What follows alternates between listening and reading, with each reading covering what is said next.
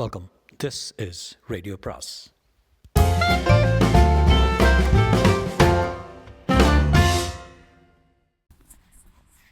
அனைவருக்கும் அன்பு வணக்கம். ஜெயமோகனின் இரவு அத்தியாயம் 3. மேனன் பெருமூச்சுடன், சங்கீதம் ராத்திரிக்கு மட்டுமே சொந்தமான ஒரு கலை. பகலில் பாட்டு கேட்குற முட்டாள் பாட்டே கேட்டதில்லை என்றார். கமலா, எனக்கு ஒரு இன்ச்சு பிராண்டி என்ற பின் என்னிடம் நீ என்று கேட்டார். நான் நோ என்றேன். Don't be ஷாய். நோ, நான் குடிக்கிறதில்ல. தேட் இஸ் குட் என்றார் அவர். வெண்ணிற ஒளியிலானது போன்ற மிக மெல்லிய கண்ணாடி கோப்பையில் தவிட்டு நிற படிகம் போல பிராண்டி வந்தது. அவர் அதை கையில் வைத்து திருப்பி திருப்பி பார்த்தார். கண்ணாடிக்கே திரவங்கள் கிட்ட ஒரு உறவு இருக்குது பார்த்தியா? ஒரு வகையான ரொமான்ஸ், காதல். கண்ணாடி திரவங்களை தழுவிக்கொள்கிற மாதிரி எதுவுமே செய்கிறதில்ல. கண்ணாடியோட அணைப்புக்குள்ளேயே திரவங்கள் கொள்கிற வசதியையும் அழகையும் வேற எப்பவும் அதுகளில் நாம் பார்க்க முடியாது. அதோட கண்ணாடி அதன் பூர்ண அழகோடு இருக்கிறது ராத்திரியில் தான். பகல் வெளிச்சம் கண்ணாடியை கூசி சுருங்கி இல்லாமல் ஆக்கிறது. கோப்பையை திருப்பி திருப்பி பார்த்தார். நான் இந்த கோப்பையை பெல்ஜியத்திலிருந்து இம்போர்ட் பண்ணேன். இதை கழுவுறதுக்கு தனி பஞ்சும் லிக்விடும் அவனே கொடுப்பான். நைஸ். ஆனால் குடிக்கவில்லை. நான் கோப்பையை பார்த்தேன். அது என்னை மனவசியம் செய்வது போல் இருந்தது. திரவங்களும் படிகங்களும் ஒளிந்து கொள்ளும் போது நம் கண்களை ஈர்த்து நினைவுகளின் நிறம் படரச் செய்து விடுகின்றன.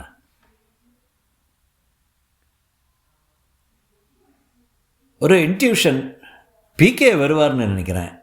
நான் புன்னகையுடன், அவர் தான் கம்பெனியா என்றேன். ஆமாம். ஆனால் மொத்தம் 42 பேர் குடிக்கிறவங்க இருக்காங்க. ஒவ்வொருத்தருக்கும் ஒவ்வொரு டேஸ்ட்டு. பாதி பேர் பியரோட சரி, பிராண்டி குடிக்கிறவங்க நானும் பிகே மட்டும்தான். நீங்கள் நல்லா தமிழ் பேசுகிறீங்க என்றேன். மை காட், நான் சொல்லலையா? தமிழில் பேசுகிறதுக்கு ஒரு ஸ்டார்டிங் வேணும். ஆரம்பித்தா உன்னை விட துல்லியமாக பேசுவேன். கன்னடமும் பேசுவேன், அப்புறம் ஹிந்தி, பெங்காலி என்றார். அதோட நான் நல்லாவே தமிழ் வாசிப்பேன். ஆக்சுவலி ஐ மெட் டி ஜானகிராமன் ட்வைஸ். ஒரு தடவை அவர் கூட நான் ரயிலில் சேர்ந்து ட்ராவல் பண்ணியிருக்கேன். உறக்க சிரித்தபடி, he was like a shy Brahmin lady என்றார். நான் புன்னகை செய்தேன். அவர் அந்த கோப்பையை இருமுறை முகர்ந்த பின் மஜீதிடம், பாடுடா மஜீதே என்றார். மதீனே என்றார் மஜீத். எழுந்து சென்று ஒரு அலங்கார பெட்டியை திறந்தார். புராதனமான ரெக்கார்ட் பிளேயர் அது. ஆனால் அதை நவீன ஸ்பீக்கர்களுடன் இணைத்திருந்தார்கள். இருட்டு அங்கே கொஞ்சம் பளபளப்பாக ஆனது போல கிராஃபைட்டாலும் அரக்காலுமான அந்த கருவி தெரிந்தது. மஜீத் ஒரு கனமான பழைய எல்பி ரெக்கார்டை எடுத்து அதை வாசித்தார். அவர் அந்த எல்பி ரெக்கார்டை எடுத்தபோது என் மனம் துணுக்குற்றது. அவர் ஒரு வட்டமான இருட்டு துண்டை கையில் எடுப்பது போலவே இருந்தது. இருளுக்குள் அதன் பளபளப்பு நெளிந்து மறைந்தது. கரும்பச்சை வெல்வெட் மீது மெல்ல வைத்தபோது என் மனத்தின் மெல்லிய பரப்பொன்றில் அதை வைத்தது போல் இருந்தது. அதன் மீது ஊசி தொட்டபோது என் உடல் சிலிர்த்தது. மெல்லிய ரீங்கானம். பின்பு கோழிக்கோடு அப்துல் காதரின் கனத்த குரல் எழுந்தது. ரம்சானிலே சந்திரிகையோ ராக்கிளியுடைய மந்தாரமல்லே ஆமினா ஆமினா ஆமினா. இசையின் வருடலுக்குள் இசையின் ஒரு பகுதி போல தூரத்தில் ஒரு பாத்திரம் நகரும் அளவுக்கு ஒலியாக ஒரு கார் வந்து திரும்புவது கேட்டது.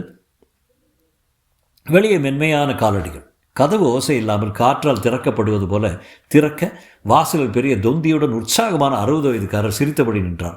மேனன் தலையை லேசாக அசைத்தார். அவர் உள்ளே வந்தபோது நான் எழப்போக கையை லேசாக அசைத்த பின் அவர் உள்ளே வந்து சோஃபாவில் திமிங்கிலம் நீரில் முழுகுவது போல மென்மையாக அமர்ந்தார். கதவருகே ஒரு நிற அசைவு. நான் திரும்பி பார்த்த கணத்தில் அங்கே நின்றிருந்த ஒரு பெண் ஒரு காலை மெல்ல தூக்கி அதிலிருந்து செருப்பின் வாரை அவிழ்த்து கொண்டிருந்தால். லேசாக முன்னால் குனிந்து சரிந்து இடது கையால் வலது கால் செருப்பை அவிழ்க்கும் கோணத்தில் நான் அவருடைய முன் தலையையும் கன்னங்களையும் கழுத்தையும் தோள்களையும் ஜாக்கெட்டுக்கு மேல் திறந்த மேல் மார்பையும் இரு கைகளையும் மட்டும்தான் கண்டேன். அறையின் தீப ஒளி காற்றில் மெல்ல அசைந்தது. அவளுடைய உடல் கருமையில் செவ்வண்ணத்தால் வரையப்பட்ட ரெம்பிராண்ட் ஓவியம் போல் இருந்தது. அபாரமான வெண்ணிற சருமம் கொண்டவளாக இருக்க வேண்டும். அதில் செந்நிற ஒளிப்பட்டு அவள் கன்னங்களும் நீண்ட கழுத்தும் திறந்திருந்த தோள் குழிகளும் படிகம் போல மின்னின. கைகளின் அசைவில் இரு மார்புகளும் சற்றே அழுந்தி உருவான சிறிய பிளவு ஒரு கணம் ததும்பி மறைந்தது. அவள் அந்நியனை கண்டதும் தன் புடவையை சரி செய்தபடி உள்ளே வந்தாள். நான் என்னை மறந்து அவளையே பார்த்து கொண்டிருந்தேன். எங்கே இருக்கிறோம், என்ன செய்கிறோம் என்ற பிரக்ஞையே முழுமையாகவே இழந்து விட்டிருந்தேன். அவள் தலைமயிரை லேசாக ஒதுக்கியபடி பார்க்கப்படும் போது பெண்களுக்கு உருவாகும் பெருமையும் சலிப்பும் மகிழ்ச்சியும் கலந்த அக்கறையின்மையை காட்டியபடி என்னை நோக்கி கண்களை திருப்பாமல் வந்து சோஃபாவில் அமர்ந்தாள். ஆனால் அவள் கண் அனிச்சையாக என்னை வந்து அரைக்கணம் தொட்டு சென்றதும் கைகள் முந்தானையை மேலே இழுத்து விட்டன. அப்துல் காதர் மெல்ல முனகி அமைதியானதும் கருவியில் முள் என்று உரசி சென்றது. அவரது குறிப்பறிந்து மஜீத் பிளேயரை அணைத்தார். கனமான அமைதி நிலவியது. பெருமூச்சுடன் நிமிர்ந்து அமர்ந்த Menon, I was expecting you என்றார். குண்டு மனிதர் புன்னகை செய்து என்னை பார்த்தார். This is Saravanan from Chennai. அவர் என்னை நோக்கி நட்பாக புன்னகை செய்தார். நான் ஒரு சார்ட்டர்ட் அக்கௌண்டண்ட்டு, சரண் அக்கௌண்ட்ஸ் என்னோட நிறுவனத்தை நடத்துகிறேன் என்றேன் ஆங்கிலத்தில். மேனோன், இது குமாரன் நாயர், லாயராக இருந்தார், இப்போது ப்ராக்டிஸ் செய்கிறார். இது அவர் மகள் நீலிமா நாயர் என்றார். நீலிமா என்னை நோக்கி கச்சிதமாக புன்னகை செய்தால் சிவந்து கனிந்து மலர்ந்த உதடுகளுக்குள் இரு சிறு பற்கள் தோன்றி மறைந்தன. இரு கன்னங்களிலும் குழிகள் உருவாகி கரைந்தன, நீர்ப்பரப்பில் காற்று உருவாக்கும் சுழி போல. ஆனால் கண்கள் புன்னகை இல்லாமல் எச்சரிக்கையாக என் கண்களை ஊசி முனை போல தீண்டி சென்றன. மேனன் என்னிடம், நாயரும் நன்றாக தமிழ் பேசுவார், அவரும் சென்னையில் இருந்திருக்காரு என்றார். நான் ஆச்சரியத்துடன், மெட்ராஸ்லையா என்றேன். ரொம்ப காலம் முன்னாடி, ஐ திங்க் 80s. நாயர் மகளை சுட்டிக்காட்டி, இவள் அங்கே பத்மா சேஷாத்திரியில் படித்தா என்றார்.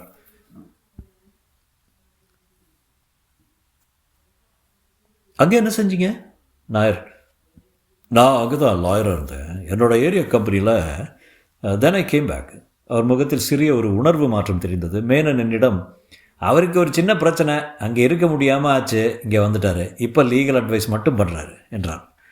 நான் நீலிமாவை பார்த்தேன். அவள் தன் கையின் நகங்களை பார்த்து கொண்டிருந்தாள். என் கண்கள் அவள் மீது இருப்பது அவளுக்கு தெரியும் என்று அவள் சருமத்தில் இருந்தே தெரிந்தது. என் கண்கள் அவள் சருமத்தில் எந்த இடத்தை பார்த்தனவோ அந்த இடத்தில் காயல் பரப்பில் காற்று பரவுவது போல மெல்லிய புல்லரிப்பு எழுவதைக் கண்டேன். அவள் கழுத்தையே பார்த்து கொண்டிருந்தேன். மென்மை மென்மை மென்மை என்று சொற்களாக இருந்தது. அது அவள் கை ஒன்று அனிச்சையாக சென்று அக்கழுத்தை வருடி இறங்கியது. இந்த மஜீத என்றார் நாயர். ஓ என்ற மஜீத் சிரித்தார். கமலா உள்ளிருந்து வந்து, நான் மஜீத எனக்கு உள்ளில் எடுத்து வச்சுட்டுன்றா என்றார். மஜீத் உள்ளே சென்றார். அப்போது நமக்கு தொடங்காம் என்றார் மேனன். நாயர் எழுந்து சென்று ஃப்ரிட்ஜை திறந்து உள்ளிருந்து வண்ணமயமான புட்டியையும் ஒரு கோப்பையும் எடுத்து வந்தார். டீப்பாயை இழுத்து போட்டு அதை வைத்தார். நான், கமலா தமிழிலே பேசுவோமா என்றார். கமலா சிரித்தார். சோடா கொண்டு வா தங்கமே என்றார் நாயர். ஒரு லார்ஜு, அதுக்கு மேலே போனால் நான் வீட்டில் இருந்து பிடிச்சு இறக்கி விட்டுருவேன் என்றபடி கமலா உள்ளே சென்றார். அவர் அந்த குப்பியை கைக்குழந்தை போல எடுத்துக்கொண்டு மெல்ல வருடி கொஞ்சினார். அதை உள்ளங்கையில் அடித்தபின் மூடியை திருகி திறந்து கார்க்கை பல்லால் கடித்து திறந்து மேஜை மேல் வைத்தார். புளித்த பழரச மனம் எழுந்தது. சரவணன் குடிக்குமோ என்றார் Nair. No, he is a teetotaller என்று மேனன் பதில் சொன்னார். That is strange, is a business man இன்னோ என்றபடி நாயர் பொன்னிறமான திரவத்தை கொஞ்சமாக கோப்பையில் ஊற்றினார். அதன் ஒளி டீப்பாயின் மீது ஒரு பொன்னிற சிதறலாக விழுந்து கிடந்தது. நாயர் கைகளை உரசிக்கொண்டு பின்னால் சாய்ந்து, மேன் திஸ் இஸ் லைஃப் என்றார். நான் நீலமாவை பார்த்து, நீங்கள் குடிப்பீங்களா என்றேன். நான் அவளிடம் பேசுவதையே எதிர்பார்த்திருக்காதவள் போல பதறி, ஓ நோ மை காட் என்றாள். சிரிப்புடன் முகம் சிவந்தது. நாயர், லோக் மிஸ்டர் சரவணன், அவன் நல்லா பாடுவா, வயலின் வாசிப்பா, அது போதும் அவளுக்கு என்றார். நீலிமா என்னை பார்த்து மென்மையாக புன்னகை செய்து சுமாரா என்றாள். Menon, no, she is actually really nice என்றார். கமலா சோடாவுடன் நீருடனும் வந்து, குமாரேட்டா പറഞ്ഞത് ഓർമ്മയുണ്ടല്ലോ என்றாள். உண்டு என்று நாயர் இரு கைகளாலும் வாய் பொத்தி பவ்யம் காட்டிய பின் கடகடவென்று சிரித்தார்.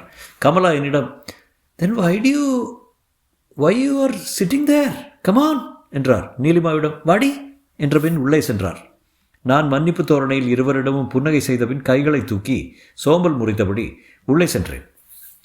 எனக்கு கொஞ்சம் தூக்கம் வர ஆரம்பித்திருந்தது. மணி 12 தாண்டி விட்டது. உள்ளே எல்லா அறைகளிலும் நெய் தீபங்களோ மெழுகுவர்த்திகளோ இருந்தன. நெய் விளக்குகளின் சுடரிலிருந்து புகை வருவதில்லை என்பதை கவனித்தேன். வீட்டின் பின்பக்கம் ஒரு மரப்படி இருந்தது. அதில் ஏறி மேலே சென்றால் மரத்தால் தரைத்தளம் போடப்பட்ட ஒரு பெரிய பால்கனி. அதில் வெண்ணிற பெயிண்ட் அடிக்கப்பட்ட சூரல் நாற்காலிகள் போடப்பட்டிருந்தன. கமலா அமர்ந்து கொண்டார். நான் ஒரு நாற்காலியில் அமர்ந்து கொண்டதும் என் எதிரே அமராமல் பக்கவாட்டில் நீலிமா அமர்ந்து கொண்டாள். அப்படித்தான் அவள் அமர்வாள் என நான் எதிர்பார்த்திருந்தேன். இப்போது அவளை பார்க்க வேண்டுமென்றால் நான் நன்றாக திரும்ப வேண்டும். எனக்கு முன்னால் தூரத்தில் இருட்டில் ஒரு வெண்சுவர் சாம்பல் நிறமாக தெரிந்தது. அதன் மீது ஒரு சுடர் பரவி சென்றது. சில கணங்களுக்கு பின்னால் தான் அது காயல் என்று உணர்ந்தேன். அதையே பார்த்து கொண்டிருந்த போது கொஞ்ச நேரத்தில் அந்த படகை என்னால் பார்க்க முடிந்தது. பின் அந்த படகை உந்துபவனின் வெட்டு தோற்றம் தெரிந்தது. கண்ணு பழகல என்றார் கமலா. ஆமாம் என்றேன். கண்ணு பழகிட்ட எல்லாம் சரியாயிடும். உங்களுக்கு இப்போ காயல் நல்லா தெரியுதா என்றேன். எஸ், வெரி கிளியர்லி என்று தலையை அசைத்தார். விளக்கில்லாமல் 4 போட் போயிட்டுருக்கு. நான் ஆச்சரியத்துடன் எங்கே என்றேன்.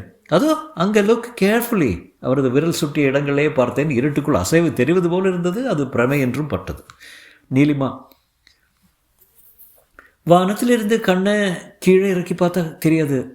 இந்த கரையிலிருந்து கண்ணை மேலே தூக்கி பார்க்கணும் என்றாள். நான் திரும்பி அவளை பார்த்தேன். அவள் தானா பேசியது என்று ஆச்சரியம் கொண்டவனாக. அவள் குரல் அழுத்தமான இனிமையுடன் இருந்தது. மிகப்பெரிய குடம் கொண்ட வீணையின் நாதம் போல. சட்டென்று நான் புன்னகை செய்து கொண்டேன். தேங்க்ஸ் என்றேன். அவள் சொன்னது போல பார்த்தபோது உண்மையிலேயே ஒரு படகை கண்டேன். அதை கண்டபின் மேலும் 3 படகுகளையும் ஒன்றிலிருந்து இன்னொன்றாக சென்று பார்க்க முடிந்தது. ஏன் லைட் இல்லாமல் போகிறாங்க என்றேன். கரிமீன் பிடிக்கிறாங்க. லைட் இருந்தால் கரிமீன் மேலே வராது என்றார் கமலா. நான் நீலிமாவிடம் பேச விரும்பினேன். ஆனால் அதற்கு அவளை நோக்கி திரும்ப வேண்டும். திரும்பி பார்த்து பேசுவது மிதமிஞ்சி ஆர்வத்தை காட்டிவிடுமோ என்று ஐயம் ஏற்பட்டது. ஆனால் என் எண்ணம் என்னுள் வளர்ந்து என்னை திரும்பச் செய்தது. அப்போது அவள் என்னை பார்த்து கொண்டிருந்தால் நான் பதறி பார்வை விளக்கினேன்.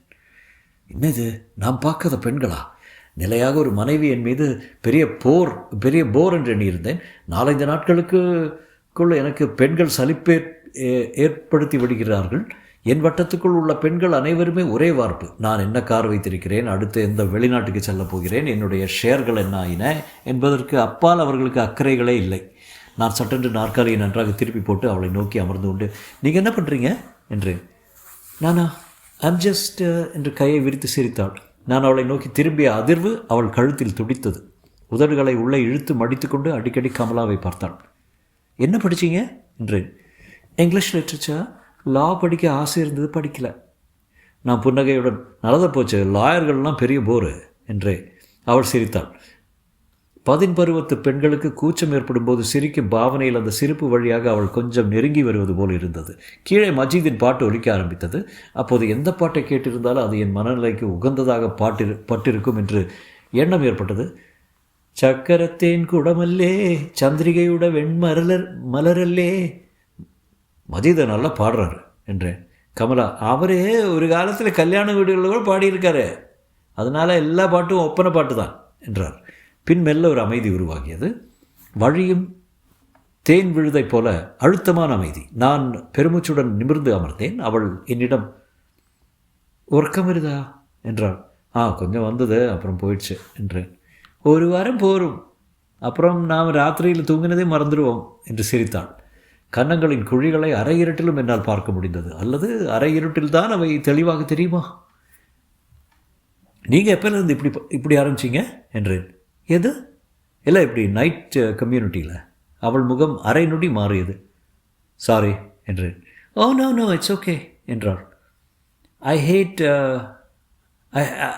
On accident. நான் அப்படியா என்று பொதுவாக சொன்னேன். அவள், 6 வருஷம் முன்னாடி தேனாம்பட்ட சிக்னல் பக்கத்தில். அதன் பின் ஒன்றும் சொல்லவில்லை. நான் அரைக்கணம் காத்திருந்து விட்டு, கண்ணில் அடிபட்டுதா என்றேன். அவள் பேசாமல் தலையை சரித்து இமையை கீழிறக்கியவளாக அமர்ந்திருந்தாள். Kamala, she lost her fiancee என்றார். ஓ ஐம் சாரி என்றேன். சில நொடிகள் மேலும் மௌனம் நீடித்தது. பின்பு அவள், ஓகே தட்ஸ் ஓகே என்றபடி சிரித்து கலைந்து என் பக்கத்தில் தான் உட்கார்ந்துருந்தான். I was driving. ஒரு கார் மேல் அடிச்சிட்டேன், அங்கேயே நசுங்கி. வேண்டாம் என்றேன். அவள் புன்சிரித்த போது அச்சிரிப்பின் வினோதம் என்னை மெல்ல துணுக்குறச் செய்தது. அந்த அதிர்ச்சியில் எனக்கு கொஞ்சம் மென்டல் ப்ராப்ளம் ஆயிடுச்சு. சட்டென்று உறக்க சிரித்து, பயப்படாதீங்க, நான் பைத்தியமெல்லாம் இல்லை, ஒரு நர்வஸ் பிரேக் டவுன், கோர்வையாக சிந்திக்க முடியாமல் ஆயிடுச்சு, அடிக்கடி தூக்கி வாரி போடும், 10-15 நாள் அப்படியே ஞாபகத்திலிருந்து மறைஞ்சு போயிடும். ட்ரக்ஸ் எடுத்துக்கிட்டேன், கொஞ்சம் கொஞ்சமாக தூக்கமே இல்லாமல் ஆயிடுச்சு. எப்போவாவது மாத்திரை போட்டுக்கிட்டு 1/2 மணி நேரம் தூங்கினா உண்டு. நான் தவறாக எங்கே திறந்து விட்டேனா என்று எண்ணிக்கொண்டேன். மொத்த சூழலும் இப்போது மாறிவிட்டது. இருட்டு கனத்த நீரக்கம்பளி போல உடலை அழுத்தி மூடியது. அப்புறம் என்னால் பகலில் கண் முழிக்கவே முடியாமாச்சு. கண் கூசும், வாந்தி வரும், சத்தம், வெளிச்சம், ஜனங்கள் எதுவுமே பிடிக்காமாச்சு. அப்பா என்னை குன்னூரில் எங்கள் எஸ்டேட்டில் கொண்டு போய் விட்டார். அங்கே நான் கொஞ்சம் கொஞ்சமாக சரியாயிட்டேன். நைட்டில் காட்டுக்குள்ளே ஆதிவாசி வேலைக்காரங்க 4 பேரை கூட்டிகிட்டு சும்மா சுற்றிட்டு வருவேன். I became a nocturnal animal. அப்பா என்றேன். அப்பாவும் எனக்காக இப்படி மாறிட்டார். Actually he was also in a great agony. Sham அவரோட சொந்த மருமகன் தான். யார் என்றதுமே புரிந்து கொண்டு ஓ என்றேன். அவருக்கும் இந்த சேஞ்ச் ரொம்ப பிடிச்சி போயிருந்தது. அவருக்கும் ஹைப்பர் டென்ஷன், பிபிஎல்லாம் இருந்தது. இப்போது டோட்டலி நார்மலாக இருக்கார். டாக்டருக்கே பெரிய ஆச்சரியம், எப்படின்னே புரியலன்னு சொல்லிட்டு இருப்பார். கமலா என்னிடம், யாருமே நேச்சுரலாக இந்த மாதிரி ஆகிறதில்ல, everybody has their own story என்றார். உடனே எங்களுக்கு என்ன கதைன்னு யோசிக்காத, வி ஆர் பியூர்லி ஃபிலாசபிக்கல். ஆனால் மற்றவங்க அப்படி இல்லை, எல்லார்ட்டையும் கேட்டுருக்கக்கூடாது. நான் பதறி ஐம் சாரி என்றேன். இல்லை அதனால சொல்லலை, ஞாபகப்படுத்தக்கூடாதுன்னு சொன்னேன் என்றார் Kamala. Neelima, no aunty, it's okay. அவர் கேட்டது பிடிச்சிருந்தது. இப்போ இதெல்லாம் சாதாரணமாக சொல்ல முடியாதே, எல்லாம் வேறு எங்கேயோ வேறு யாருக்கோ நடந்த விஷயம் மாதிரி இருக்குது. பகல் ஞாபகம் வர்றப்போ பழைய கனவு மாதிரி தான் இருக்குது என்றாள். நான் சாரி என்றேன். நோ, ஐ லைக்ட் இட் என்று அவள் புன்னகை செய்தாள். கமலா, நான் பொதுவாக சொன்னேன் என்றாள். பேசிகிட்டு இருங்க, நான் போய் பாட்டில் எடுத்து பூட்டி வச்சுட்டு வரேன். நாயர் சாப் குடிக்க ஆரம்பித்தா நிறுத்த முடியாமல் கஷ்டப்படுவார். என்னிடம் புன்னகைத்து விட்டு எழுந்து சென்றார். அவர் போவதை பார்த்த கணம் எனக்கு தெரிந்தது, என்னிடம் அந்தரங்கமாக பேச தனக்கு தயக்கமில்லை என்று நீலிமா சொன்னது தான் அவர் நாசுக்காக போவதற்கு காரணம் என்று. என் முகபாவனையில் அத்தனை வெட்ட வெளிச்சமாகவே இருக்கிறது என்று நினைத்துக்கொண்டேன். நானும் அவளும் தனித்து விடப்பட்ட போது இருவருமே ஒருவரை ஒருவர் உணர்ந்தபடி பேசாமல் அமர்ந்திருந்தோம். பேசு என என்னை நானே பிடித்து முன்னால் தள்ளினேன். பேசுவதற்கு ஒரு சொல்லும் ஆகப்படவில்லை. தாகமாக இருப்பது போல் இருந்தது. அவளை நேருக்கு நேராக பார்ப்பதை தவிர்க்க காயலை பார்த்தேன். காயல் இப்போது தெளிவாகவே தெரிந்தது. 4 சரக்கு படகுகள் சென்றன. ஒன்றில் மெல்லிய சங்கீதம் கேட்டது. கண்களை திருப்பிய போது அவள் என்னை பார்த்த கண்களை சந்தித்து நான் திடுக்கிட்டு பார்வை விலக்கி கொண்டேன். ஒரு கணம் கழித்து மீண்டும் அவளை பார்த்தபோது கண்களை சரித்து நாற்காலியின் சூரல் பிசுரை பீத்து கொண்டிருந்தாள். முகத்தில் ஒரு மெல்லிய புன்னகை. நான் துணிச்சலுடன் அவளையே பார்த்தேன். அவளுடைய கன்னங்களை, கழுத்துகளை, மார்பின் வெண்பரப்பை. நான் பார்க்கும் இடங்கள் மெல்ல புல்லரிப்பதைப் போல தோன்றின. அவள் கழுத்திலேயே என் பார்வை தங்கியது. அவள் கரம் என் பார்வையின் தூலம் போல எழுந்து கழுத்தை மெல்ல வருடி சென்றது. நான் யூர் நாட் மேரிட் என்றேன். கேட்டதுமே என் மனம் முரசு பரப்பு போல அதிர்ந்தது. எத்தனை அபத்தமான அப்பட்டமான கேள்வி! ஆனால் அவள் அந்த கேள்வியை எதிர்பார்த்திருந்தவள் போல மிக சகஜமாக சிரித்து, பார்த்தா எப்படி தெரியுது என்றாள். அந்த துணிச்சல் என்னை இன்னமும் அதிரச் செய்தது. என் அசைவை இழந்தது போல இருந்தது. ஒரு கணம் கழித்து, தெரியல என்றேன். அவள் சிரித்து, ஐம் எ ஸ்பிங்ஸ்டர் என்றாள். நான் என் மன எழுச்சியின் உச்சத்தை அடைந்தபின் மெல்ல களைத்து பின்னால் வந்தேன். ஆனால் அதன் பின்னர் பேசவே முடியவில்லை. நான் காயலையே பார்த்து கொண்டு அமர்ந்திருந்தேன். அவளும் தன்னுள் ஆழ்ந்து அமர்ந்திருந்தாள். கமலா வரும் மௌலி கேட்டது. நான் சற்றே அசைந்து அமர்ந்தேன். என்ன சண்டை போட்டிங்களா என்றார். சண்டையா? எதுக்கு? பின்ன உங்கன்னு இருக்கீங்க இல்லையே என்றேன். நீலிமா புன்னகை செய்தாள். கமான், லெட்ஸ் ஹேவ் டின்னர் என்றாள் கமலா. இந்நேரத்திலையா? இதுதான் எங்கள் கணக்கில் சப்பு. இப்போ 4:30 என்றார் கமலா. கமான், பசிக்குது தானே? சரியாக பசிக்கல ஆக்சுவலி என்றேன். இன்னைக்கு சாப்பிட்டா நாளைக்கு கச்சிதமாக பசிக்கும். Come on Neil. மூவரும் இறங்கி கீழே சென்றோம். முகமது ரஃபியின் ஹிந்தி பாட்டு ஓடிக்கொண்டிருக்க நாயர் சோஃபாவில் பின்னால் சாய்ந்து வாய் திறந்து அரை தூக்கத்தில் இருந்தார். ஆழ்ந்த சிந்தனையில் இருப்பவர் போல இருந்தார் மேனன். மஜீத் தரையில் கால் நீட்டி கண்மூடி அமர்ந்திருந்தார். கமலா கைகளை தட்டி, கமான் ஊனழிக்கின்ற என்றார். நாயர் கண்களை திறந்து, ஓ டிவைன் என்றார். பெருமூச்சுடன் ஒன்றுமே பேசாமல் மேனன் எழுந்தார். தொடரும்.